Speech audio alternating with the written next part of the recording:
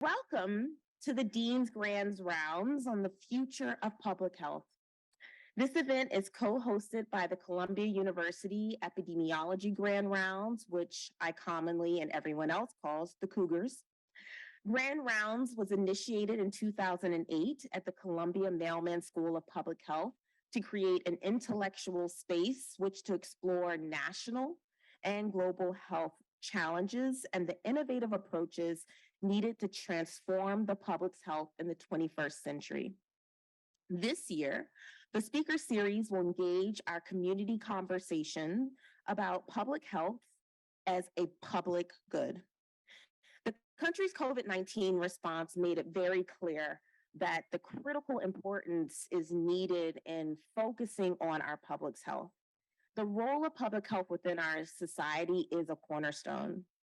Reflecting on the deficiencies of the existing system, this year's focus will feature discussions on equity, the healthy lifespan, and how we translate science into the right solutions for our public health system. But not only our public health system, but our economic policy and our social framework and more. Now, today we'll have a presentation by Dr. Thomas LaVeist, followed by a discussion with him and our very own Dean Freed. We'll have time for audience Q&A that includes the Zoom room and in person. And afterwards, I hope that those in the room will join us for a reception. But let me introduce you to our illustrious speaker, Dr. LaVeist. Dr. LaVeist is the Dean and Weatherhead Presidential Chair in Health Equity at Tulane University, the School of Public Health and Tropical Medicine, and the executive producer of the film, The Skin You're In. I hope many of you joined the film last Thursday, where he debuted it for our students as well as our staff and faculty. His work, as well as the film, looked at social and behavioral factors predicting and explaining race differences in health outcomes to develop an orienting policy and intervention framework to address race and health disparities. Now, he is especially interested in the social factors contributing to mortality, longevity, life expectancy, and the utilization of health services. But what I want you to know is that he holds many titles. Dr. LaVeist is not only an academic, he is a writer, he is a musician, he is an athlete, he is a producer, and he is a storyteller. And with that, you are going to hear from our contemporary Renaissance man. Dr. LaVeist, the floor is yours. I've titled, so the speaker series is about the future of public health, and I was asked to come and talk about kind of my view on the future of public health. But I've titled it A Demographer's View. Are there any other demographers in the room? Oh, I'm usually the only demographer in the room, so it's good to have another one here.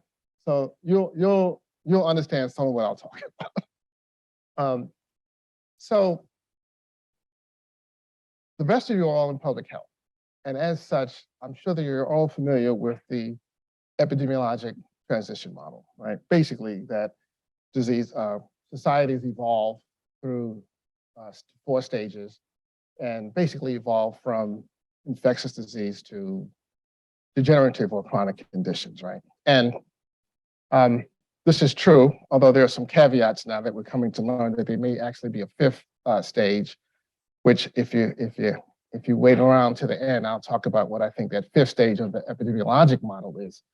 But I want to expose you to the demographic transition model, which is similar in many ways, but I think really critical as we think about what that future might look like and what public health reaction and response should be. And I'm specifically talking about academic public health and kind of what I think academic public health needs to be thinking about as we come into what this emerging future is. So the demographic transition model says that societies evolve through 4 stages, right? The pre-modern stage, early industrialization stage, mature industrial stage, and post-industrial stage. These are different levels of economic development. So pre-modern stage, it's mostly hunter-gatherer societies, and that was pretty much what was happening. Early industrialization stage, people begin to start to move into collective, like small towns, cities. Mature industrial stage, economic output begins to improve, and then postmodern stage, which is where the United States is now, stage 4. Now, this has implications for birth rates, death rates, and population as a result. So in stage 1, you have high birth rates and you have high death rates because most families are living on subsistence farming. Having more children is actually economically advantageous because you need people who can work the farm. Childhood mortality is very high, so you have a lot of children to increase the likelihood that at least some of those children will live to childbearing age, right? So that's the first stage. Then we move into industrializing, where we start moving into cities, and we see that the death rate starts to decline because of better sanitation and better food security, and you now have a more complex economy and different people playing different roles and able to produce food, and therefore people start living longer, mortality declines, but culturally people are still having a lot of children because that's what you're accustomed to. It takes time for the culture to begin to catch up with the new economic reality. So birth rate starts to decline in stage 4 when the society begins to evolve to become more industrialized. And then finally in stage 5, you have low birth rates and you have low death rates, because if like me, you have 4 children, you start to learn that economically it is not necessarily wise to have 4 children. And because they're not working the farms and they become entirely as liabilities economically rather than assets. But population grows because life expectancy increases, people live longer, and fewer accidents and injuries, and that's how people are pretty much dying in stage 1. Right? So now in the 1920s, when this model was developed, there was no idea of what would be stage 5, or would there even be a stage 5? What would happen after we had reached this stage 4? And I'd say what appears to be stage 5 is what I'm calling the stage of multiculturalism. And this is where the United States is now, right? So stage 4 countries will attract immigration from pre-stage 4 countries. Again, because of economics, people will begin to migrate to places where they can find jobs, they can find employment, and live better lives. The immigrant population will have a larger percentage in the childbearing age because generally people that immigrate are younger, more healthy people. So that immigrant population is going to be younger, and they will likely have more children because culturally they haven't yet adjusted to the new economic reality and will continue to have more children. But over time, the expectation is that as they assimilate, that birth rate will start to decline, right? The host country would begin to experience more ethnic and racial diversity, which will create complications within the society, which will have to adjust. And as a result, you may see a resurgence of infectious disease because you have populations that are coming from places where you have higher rates of infectious disease. And finally, increased prevalence of mental health problems will start to evolve, as we have seen, but deaths of despair resulting from mental health conditions because of economic pressures that people are living under, right? So that's where I think we are as a society. So when we look at how the US has evolved and how this has impacted our country in terms of its diversity, this chart shows the US population. This is the census basically each year from the second half of the 20th century. And we see mid-century, about 90% of the US population reported on the census that they were white. By the end of the century, that number had declined to around 70%. That has continued into the 21st century.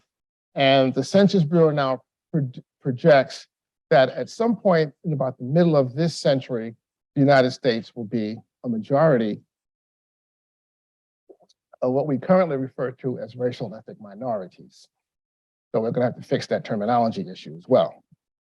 Now, 4 states are already there: Texas, California, California,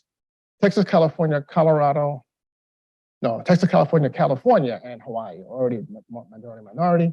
And there are at least another 10 states that are above 40%. So by next census, we may have a few more states that will undergo that transition. And certainly in our school-age population, we already see that at the kindergarten and first grade level, we already have a majority of non-white students nationally. Another population trend is aging. As we saw with the demographic transition model, aging population will begin to increase because of improved healthcare, improved sanitation. We know better how to keep people alive longer. And so we have the projection is that we will continue to have an explosion in the older population in the United States. All of this has implications for healthcare, of course, because we know that the populations that use the most healthcare are people that are over age 65, and because of disparities in health, that is people of racial and ethnic groups that are in the minority, right? So all of these implications, I think, are things that we know are happening. Now, the interpretation for why this is happening in the American imagination is primarily about immigration. But this is not an issue of immigration alone. Immigration is one of the factors, but when we talked about birth rates, differences between the native and the immigrant population, and we also, so higher birth rates, and also larger percentage of the population, of the immigrant population in the country, larger percentage of them are in the childbearing ages. So you've got a larger proportion in the childbearing ages and already a proclivity to have a higher birth rate. So even if you actually did build that wall along the southern border, and that wall actually did prevent people from coming into the country, the United States will be a majority minority country, regardless of what we do in terms of immigration. And we need to be prepared to deal with that. So I talked about how this increasing diversity has implications for the society that needs to adjust. And we know that this is constantly in the news. Protests against immigration. We had a president who ran on a platform of building a wall and won the election. This is not just a US problem. Of course, this is happening all over the world. And we had Brexit in the UK. Taiwan is experiencing these same issues, and it's really all over the world where this happened. And here's a portion of that wall that was built along the southern border with Mexico. Note that there isn't a wall along the northern border with Canada, where you actually do have very easy immigration, and a lot of illegal immigration comes to the country among Canadians. And also a lot of it happens with people who fly in from Europe on a visa and never leave. But this is the narrative in the media. Now, this idea of a wall is not new. It's been tried before.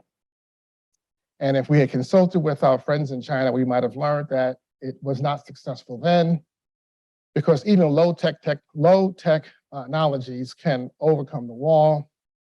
So imagine with a little ingenuity what one can do to overcome the wall. So these two trends, the change in the demographic profile of the country and how it impacts the country, and the second issue that I want to talk about a little bit is climate change. Climate change is an existential threat to humanity, and I don't think that I'm overstating the importance of it. When I live in Louisiana, we had 7 named storms hit Louisiana last year. We had 0 hit Louisiana this year. How do you explain that? We have the strongest storm in the history of the country. Hurricane Ida hit Louisiana last year. And it's not just Louisiana. We may be one of the most fragile regions, but even here in Manhattan, much of lower Manhattan is below sea level as well. So is Sacramento, so is Norfolk, so is many parts of this country, right? And I Googled the word flooding yesterday.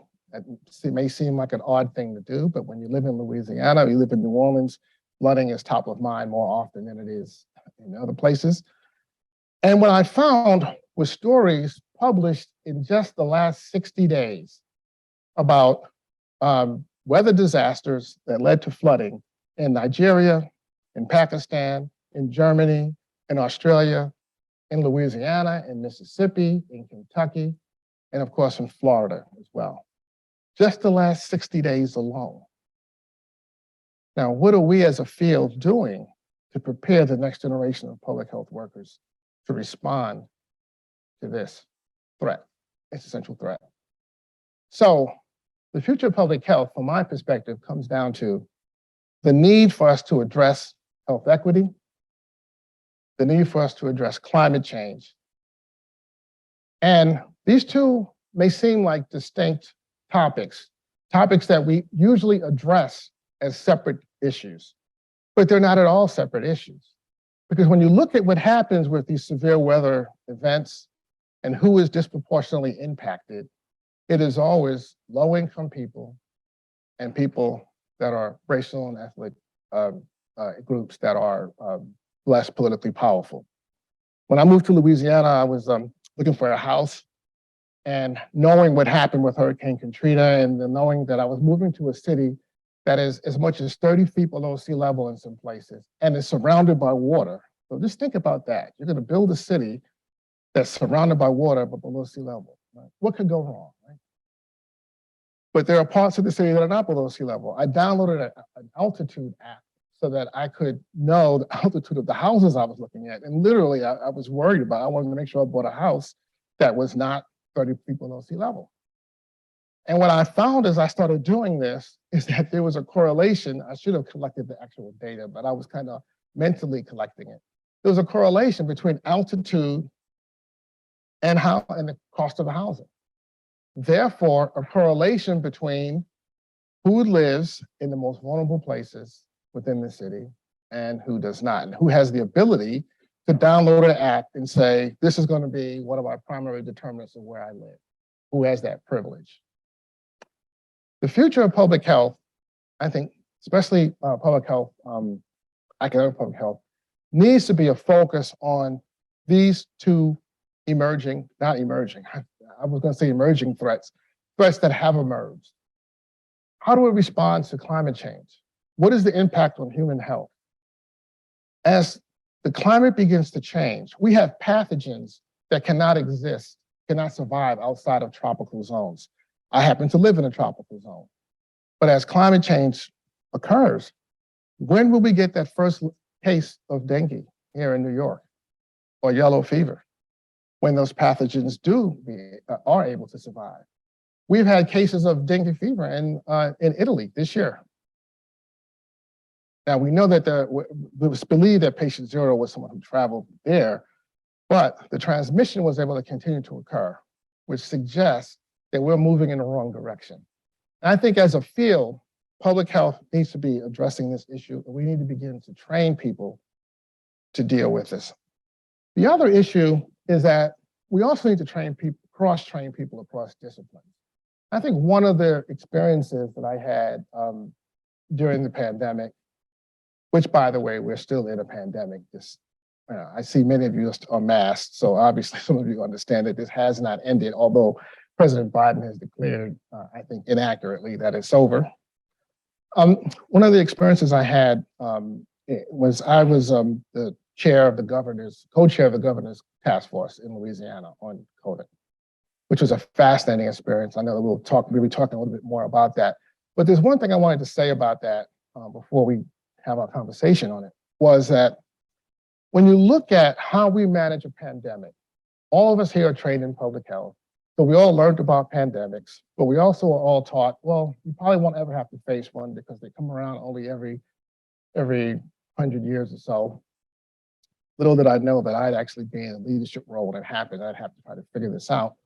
But what we saw was, as we were thinking about how to respond to this pandemic, the federal government placed a lot of resources into one strategy, one discipline, basically virology and vaccine development.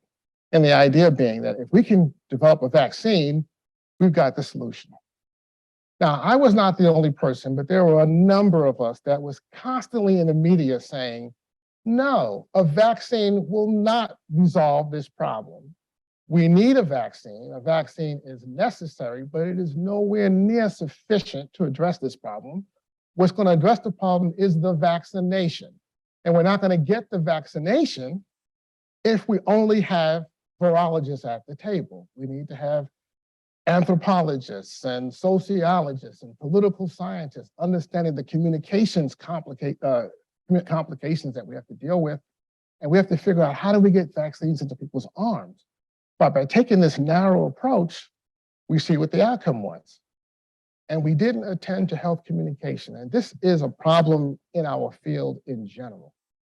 I was talking to someone at CDC about this recently, when monkeypox, we started getting our first cases of monkeypox in the United States. And then I started hearing men who have sex with men and monkeypox. So I actually called this person, this friend up and said, what are you people doing? Are you going to learn? Have you not learned from HIV? Have you not learned from COVID? Why do you think it's helpful to link monkeypox to men who have sex with men? Men having sex with men was not what transmits this virus, right? It's close skin-to-skin contact.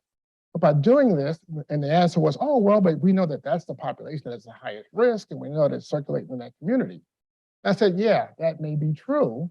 However, you run the risk, the highly likely risk, of convincing people that are not men who have sex with men that their risk is low.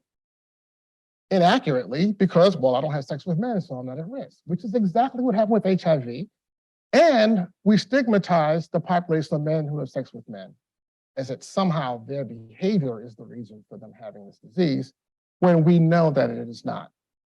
And I think, in effect, Linda and I were just talking about this, I think some of this is our fault, academic public health, and that we don't do a good enough job of training people in health communication and cross-training people across disciplines. I like to remind my provost and president every chance I get of two things. First, I like to remind them that the university was in fact founded on the School of Public Health, unlike most other of our peer institutions that were founded around divinity or liberal arts, that we were actually founded to fight an outbreak of yellow fever and cholera in New Orleans. And that ultimately became the Department of Tropical Medicine, which is in the School of Public Health.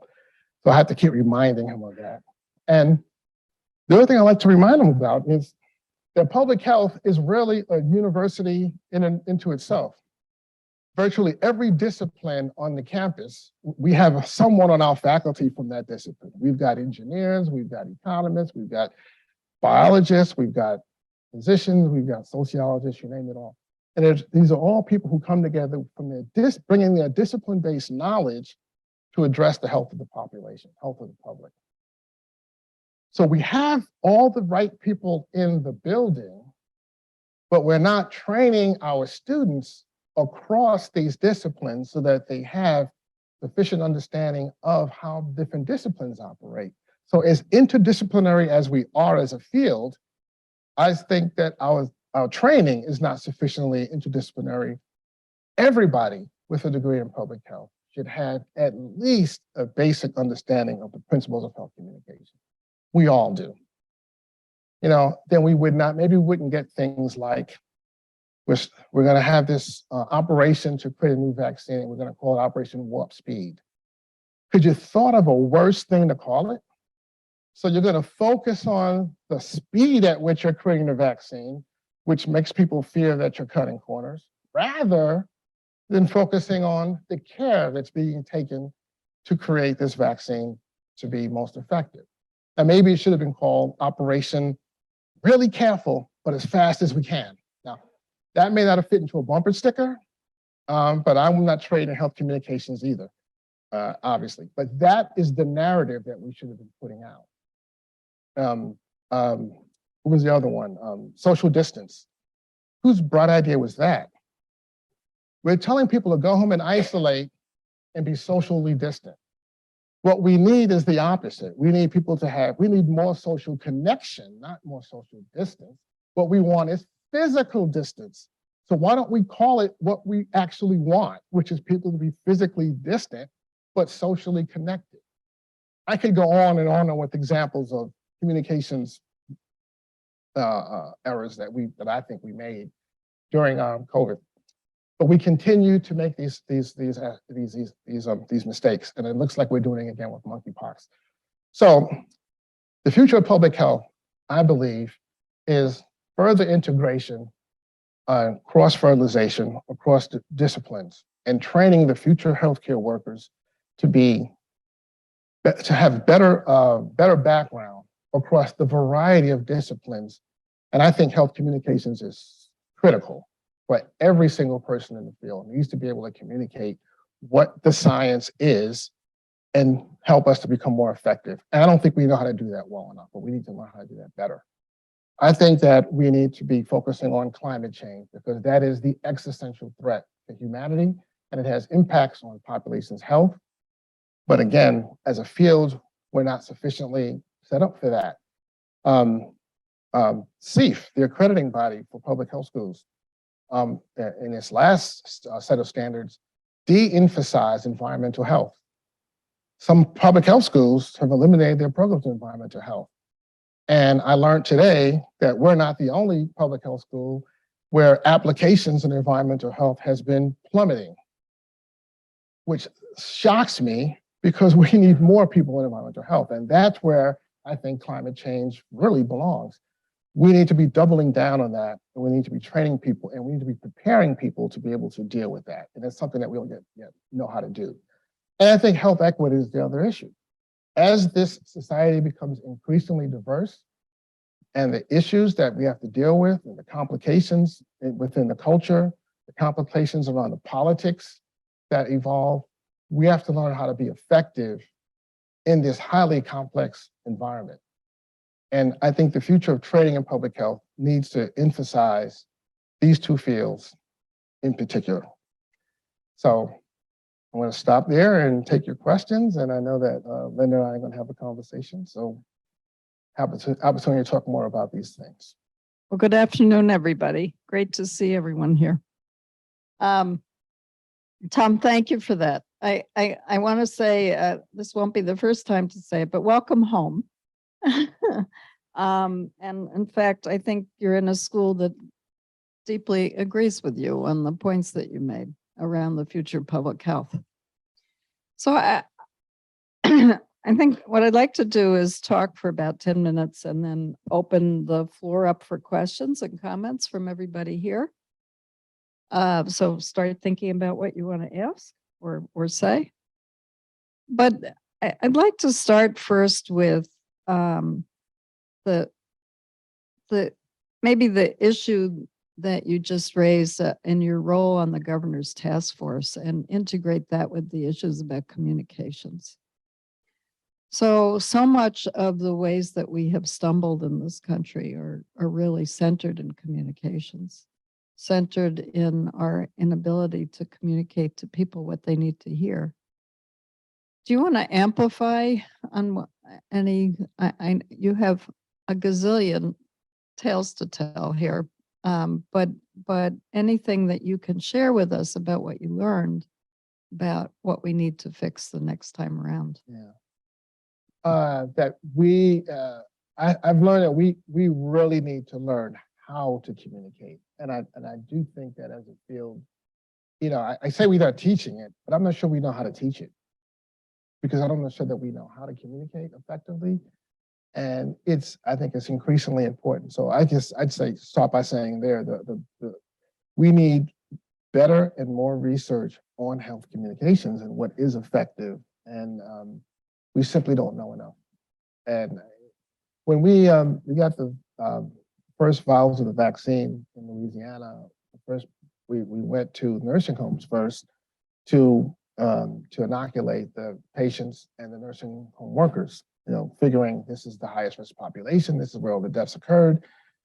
The workers literally are the people that knew the people who were dying. I mean, they actually was caring for these people. And what do you think the vaccination rate was the first time we went to the nursing? Anybody, any guess? What do you think? What percentage agreed to be vaccinated? 30%. You are close, but too high. Only 24% of the nursing home workers would let us inoculate them. Now, these are the people who had personal knowledge, and they actually saw it, what was happening. And because they had received other communications. It was a myth, and many of them believed that this vaccine was going to affect their reproductive ability and that they were not going to be able to have children if they got the vaccine. I'm not sure where that came from or how it evolved, but the people who were working to promote the disinformation was very effective, and I'd say perhaps even more effective than we was in many cases. They were working on communications earlier on, and some of them, were finding ways to make money on it. We did eventually get that number up by persistence and coming back, but I think I think the health communications, I can't overemphasize the importance of it, but we don't, as a field, I think, know how to teach people to be better communicators just yet. And that's something that I think we need to really start emphasizing. Yeah, so I learned the same lesson from the pandemic if it hadn't been apparent before. So you mentioned several different dimensions of communications where we stumble and we need to learn how to do better, or we're confronted with new situations that we haven't yet been successful in communicating around. Mhm. One is certainly the issue of how to perceive people wellness together in a pandemic. Maybe in a little while I'll ask Dr. Kareem to comment on how South Africa handled the communications, because I think you paid huge attention to it. But you're also talking about climate change, where the U.S. is a prime example of not having communicated effectively around what is truly an existential threat and the necessity to all get on board to curb it. You also are talking about us becoming a minority nation, or whatever language we should actually be adopting about that, and how we talk together in order. I'm sorry, you want to say something? Quickly say, and climate change is fueling that as well, because some of the migration is people who can no longer live in subsistence farming, and therefore they're migrating simply because they need to survive. They need food. So we've got that happening. So climate change is inextricably linked with these health equity issues. Right, absolutely. And how we actually learn how to communicate better so that people see this as an issue that we have to tackle and can't just deny is critical. If we think about transitioning to the diverse multicultural world that you described as stage 5 of the demographic transition, then another set of communications challenges is how we learn to talk to and hear each other, and actually bridge perceived differences, sometimes real differences, in order to share a society. And I was wondering, you have been spending, I believe, a lot of time working on that. And I was wondering if you could give us any observations about that set of issues as well. I think it's all about finding commonality, that there's commonality across every culture, right? And so no matter what your background is, there are ways that you can find commonality. Everyone wants their children to survive. Everyone wants their children to thrive. So that is an opportunity, right, to build a bridge to have communication. But if you have narratives about different people, different ethnic groups, negative narratives, and if the narratives are so prevalent that people believe those narratives, then they don't see that there's commonality, right? So we've got the narrative of, Black people are lazy, well,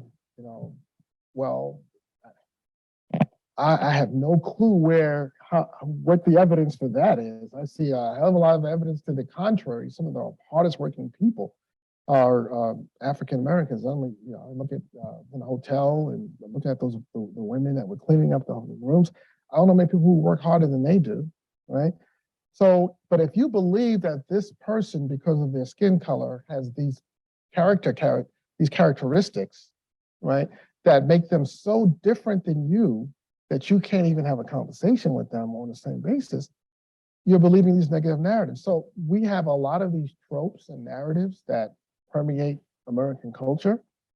These negative narratives about people of all different ethnic and racial backgrounds. And I think that's another place where we're falling short. So what we have to do to be able to communicate with each other is that to find common ground. And I think if we spend a little time talking to each other, I have found it extremely easy to find common ground with people from different backgrounds, because most people want the same thing. People want to live a fulfilled life. People want to have pleasure. People want to have love. People want to have positivity. People want to be able to take care of their family, take care of their needs. And that alone is a place where people can find common ground to communicate on. And then you'll find very quickly that there are many other places. So I think that's the problem. In this country, we don't necessarily have a common American identity.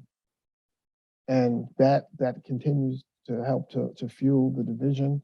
And then you have actors that intentionally prey on that and try to drive wedges, for, at least of late, for political purposes, but also for economic reasons. We're seeing the potential to drive wedges and even in directions one never could have imagined. Like, I was quite struck by the OK Boomers. Anybody here remember OK Boomers? Yeah, from a few years ago. Well, 2 years ago, I guess. In which a lot of young people were, this is going back to the climate change issue, but a lot of young people were feeling distraught, understandably, about the facts and the threat of climate change, and throwing the blame to older people that they had created and now were abandoning them in this situation. It's not unlike some of what we saw in COVID, where we actually all need to say, how do we come together to develop joint solutions rather than assuming that we're not in it together? Well, I wonder how different that is in the 60s, when the boomer generation blamed all the problems of society on the generation before them. Well, And you may be exactly right. Yeah, I wonder if that is really just part of the human condition, or if the millennials really are as different as everyone seems to think they are. My suspicion is that they really aren't any different than any other generation, and they're just experiencing the same things and expressing it in different ways. Well, it's a fair question. I'm just thinking about how to bridge across difference. There are a lot of fault lines. This particular example was about age, but a million fault lines to bridge. Yeah. So maybe I have one other question I've been saving up for you. I'm going to your health equity That point. scares me. Saving it up. I have, and it's because I have immense admiration for what you have been doing at Tulane around issues of equity, diversity, inclusion, anti-racism, white supremacy. I'm thinking a lot about and I know this from lots of things you've talked about, and we've talked about, working hard on how to create an institution that fixes that. So I was wondering if we could learn from the deep thinking and the huge amount of work you've been doing on that to just help us see what your analysis is at this point, sitting in another school, public health, about where those structural obstacles reside to creating equity in an institution. I think that's a critical question. And I think that's where the focus needs to be. I've often said, if we're going to deal with these equity issues, we're not going to program our way out of this. We're not going to create some program, some great intervention and fix it. We need to create something that's sustainable. And the only way to do that is to embed it within institutions and incentivize the behavior that we want. Right? So how do you do that? And I can talk about a couple of things that we've done that I hope will make, or if not already, made a difference. And probably the one that I'm most, proud of is, I got the idea. So we are, Tulane is the largest employer in New Orleans, and it has a huge economic impact on that city. And so I was talking with the university's chief operating officer, and I asked him, I said, who do we bank with? Who does the university bank with? Where are we putting the money? And he named a couple of national banks. And so I said, well, we have the largest Black-owned community bank in the country here in New Orleans. But what if we opened an account in that bank? The bank that does mortgages here in New Orleans, business loans here in the mortgage, we increase their asset base and make them able to have an even bigger impact. This is another way that we can be an important corporate citizen in the city. And to his credit, it took him 8 seconds. He got it immediately. Oh, that's a great idea. Do you have any, and you happen to know anybody who? I said, well, I know the president of the bank. Will you make an introduction? And I asked him, to his credit, I asked him to open a $5 million account just to start. Well, and he did. The last time we talked about it, we were approaching $15 million with that bank. They just opened a branch in the student union on campus. And they're doing they have all sorts of programs for, preferred credit cards, those sorts of programs for people. And they're doing a lot of business there. And those are the types of things that I think are ultimately going to make a difference. Finding a way to have it be something that is embedded. If I just created some projects and did some things, there's going to be a day when I'm not the dean of the Tulane School of Public Health and Tropical Medicine. And it's possible that everything that I do could be, undone by my successor, or they take it in a different direction and doesn't have the impact. But how do I find ways to embed this into the way the institution functions? So when we was at Johns Hopkins, matter of fact, I remember when you left to come here, we were I don't know if you remember this, we were actually, I was a center director. We were both center directors. And center directors, we probably have a few in the room. Center directors are, it's a fraught position because fraught. It's fraught. You have money, but you have no authority to do anything. And so you have to kind of negotiate, and you throw your money around and say, "Hey, we want to hire somebody." And remember, we were kind of both working on a co-hire, Nolan Thorpe, who I did ultimately hire when you came up here. But one of the things I wanted to do there was to create a research center that focused on health of African Americans. And I thought it was really important that that center be located at an institution that had credibility. And say what you will, if you say you're from Johns Hopkins, people assume you know what you're talking about. And I think this is usually the quiet part we don't say out loud, but I'm going to say it out loud because we both left. We're not there anymore. There are idiots at Johns Hopkins also, just as there are at every other place. But there's a certain cachet that comes along with that name. And so I said, okay, this needs to be here. Because when I walk in the room, I want people to assume competence. And as a Black man, the assumption is the opposite, right? So I need you to assume competence. I don't want to have to fight that battle in addition to convincing you that health disparities is really a problem, because I was working in an era where we were still just trying to convince people that this was really a thing. But my goal was just to create an institution that would be embedded at Johns Hopkins. And my ultimate measure of success was, once I'm no longer there, can that center continue to thrive? And they were recently refunded for the first time without me on the grant. And that is the measure of success that I think is really important. The other thing is trying to embed, I've tried to embed academia with people who are ready to do excellent first quality research on topics that are important to understanding how we move the needle in health equity, and to produce as many of them as I possibly can and seed them as much as I can around the country. And that's another strategy that we're doing at Tulane, is sort of trying to figure out how do we do that, and how do we get our graduates to be on the faculty at other public health schools so that they can begin talking about these equity issues. That's been, that's kind of what my strategy has always been. Because things only will be sustainable if they can operate within sustainable systems. And if you're going to depend on, look at a lot of nonprofits, especially small community nonprofits, have this problem. They get a grant to do a project, and the project is actually working. It's making a difference. But then the grant expires, so there's no more funding, so the project ends. So this great thing that was making a difference could no longer happen, because you haven't figured out how do we embed it into something that's sustainable. And I think that's what we need to be thinking about. So we're doing things like, we have a project that we've been working on for a couple of years now. We're almost ready to release it. We're going to be presenting at APHA a set of competencies that we've created around health equity.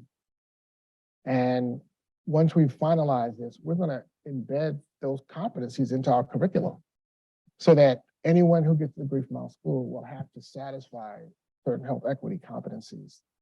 It's my hope that we can get CEEF to adopt a similar strategy, so that this becomes national and not just within the school.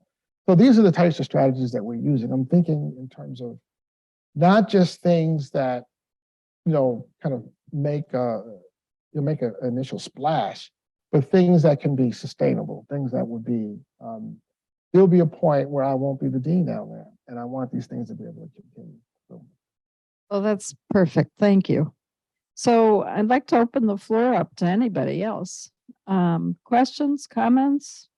I'll hand my mic. Oh, there are two from online because there are people zooming in. So I'll read those while, and you're going to circulate the mic. So the first question from Mariah Banks is, when the minority becomes the majority, do you believe the communication of public health would be more sufficient in increasing health equity? More sufficient? I'm not sure. I'm not sure. So I'll show it to you. Okay.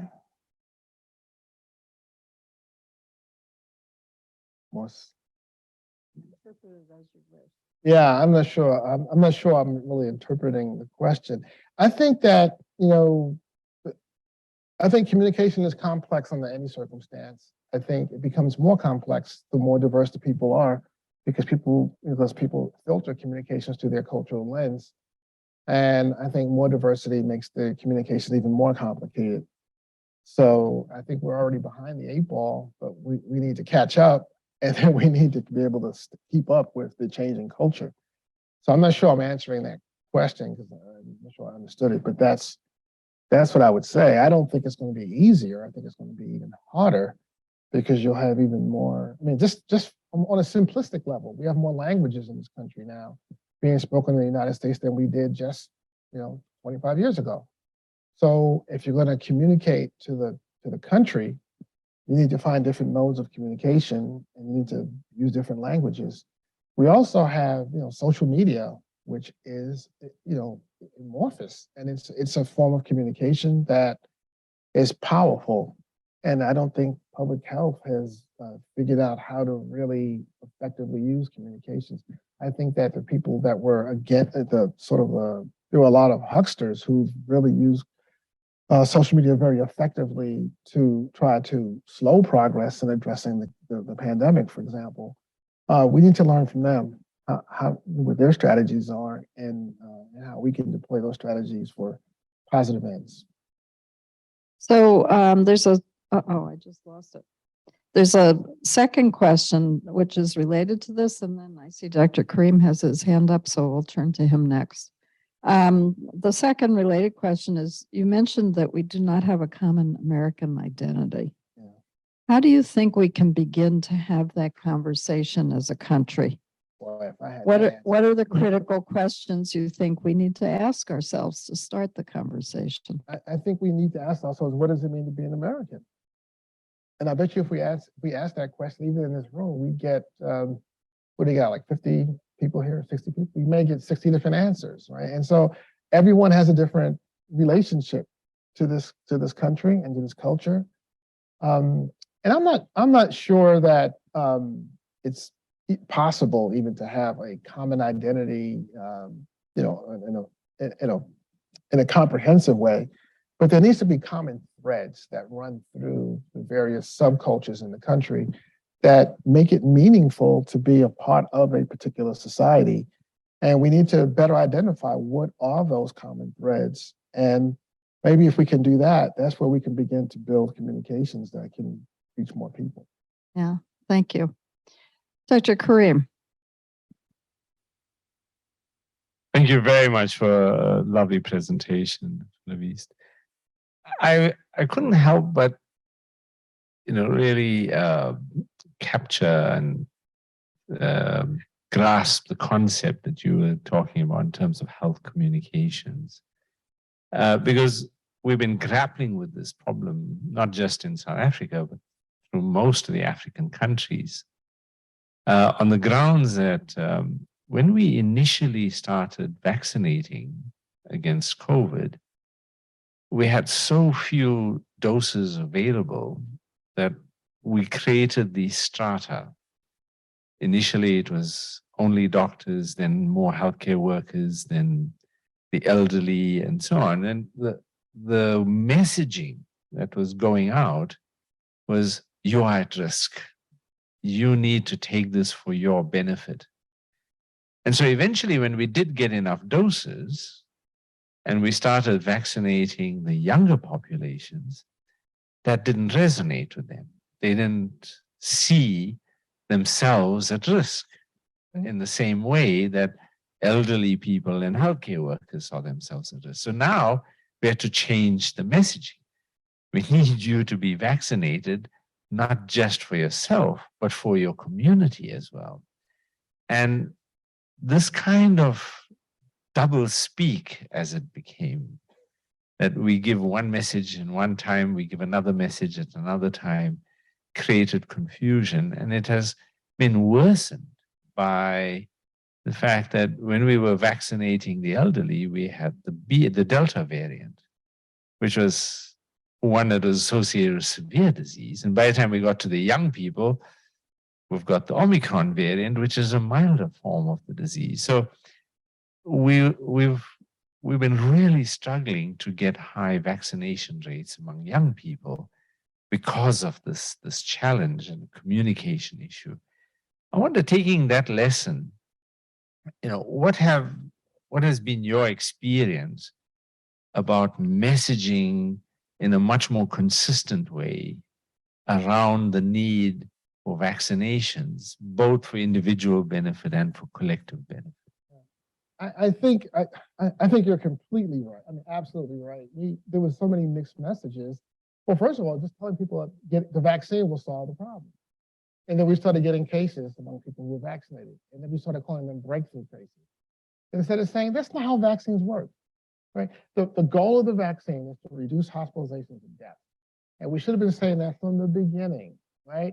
The vaccine will reduce the number of people that have severe disease and reduce people from dying. We were telling people you should wear a mask. It won't protect you, but you'll protect other people. I was like, that is insane. Of course, the mask will protect you and other people. Why are we saying that? And it was, I mean, look, I was screaming a lot of this stuff in the media, in the national media, and others was doing it as well. But I don't know why we kept making. I think it's just not being sufficiently trained or understanding the importance of communication. And we had people communicating who were not health communicators. That was the other problem. Now, to CDC's, one nuance that we have to remember was that the administration did actually turn against CDC, didn't allow CDC to lead, and took some of the responsibility of what CDC normally does and gave it to other agencies that were less proficient at it. So we did have some of those problems. But CDC was making mistakes too in its communications. I think it comes down to the fact that as a field, we don't know how to communicate. There hasn't been sufficient research on health communication. I think more needs to be done. I don't profess to be an expert in health communications either. But I am an advocate for the importance of it. And I think we need to just be doing better. We should have told people what vaccines are and what they're not. People get flu shot. Well, some people like me get flu shot every year, but I do get the flu sometimes, right? In spite of it, because there are different strains of the flu in there. Well, we should have been explaining that to people. And I think people can understand complex things if you can explain it to them in an effective way. And we just haven't figured out how to do that. And I see us continuing down that path in monkeypox. Thank you both. So any other questions, comments? Alfredo. We can't let that guy ask a question. No. Dr. Moravia. Thank you. Thank you, Dr. Levis. Thank you, Dr. Freed.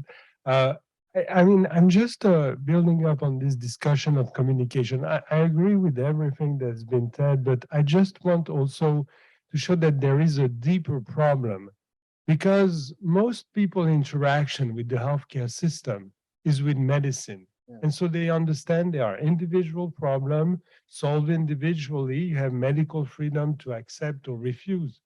The idea that public health is a collective response to a collective threat is not understood.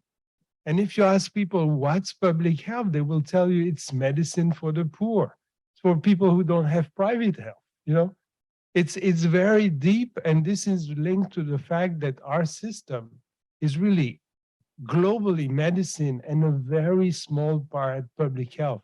So there is also an action that needs to be done there to really change the equilibrium between medicine and public health. Well, as usual, I couldn't agree with you more. That's absolutely correct. I think that's an issue. I mean, if there is a common thread to American culture, is this idea of individualism, and that individuals have the right to make decisions for themselves. But most individuals, including us in this room, don't know enough to make good decisions sometimes. And so maybe we need to somehow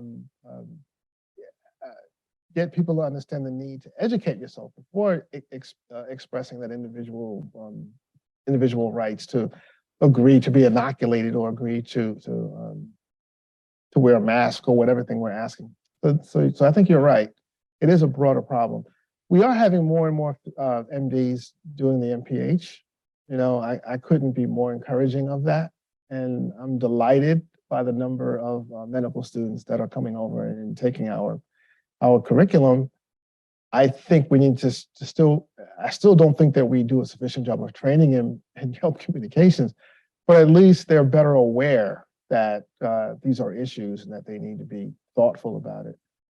But you're right. I mean, I think in this country, health is medicine. We have states, and I don't know if New York is one of them. We have many states where the health commissioner must be an MD. And I asked, well, what does having an MD have to do with being a health commissioner? Because most local health departments don't do clinical work anymore. But those laws are still in the books, and you still have that requirement, and it's a problem. Thank you. So we're at a very exciting juncture right at this moment, Tom. And the juncture is that I'm staring at the clock, and now we can actually continue the conversation outside with some food and drink. So I'd like to invite everybody to join us outside to continue this discussion, which is so important. And I'll stop with two things before we move. One is to thank you for being here and being part of us and for your inspiration and your leadership. And the second is to tell everybody, I have a formal announcement that I'm supposed to end this with. So once a year, Columbia University has a giving day, which is the opportunity for Columbia alumni and members and friends from across the university to come together to make gifts to support your school. So there'll be hourly and day-long challenges. This is on a week from today, Wednesday, October 26th. The challenges will offer Columbia mailmen the opportunity to win additional funds. Giving Day is an opportunity to support our students in particular and our scholarships. And we're all agreed that it's essential that financial circumstances are not a barrier to a career in public health. And so this is a moment where we raise funds for our students. We raise funds for our faculty as they build the science and solutions to so many of the challenges you were just talking about. So I hope you'll join us on Columbia Giving Day for $1 or for whatever is affordable. And right now, most important, come join us in the lobby for a reception and more conversation. Thank you.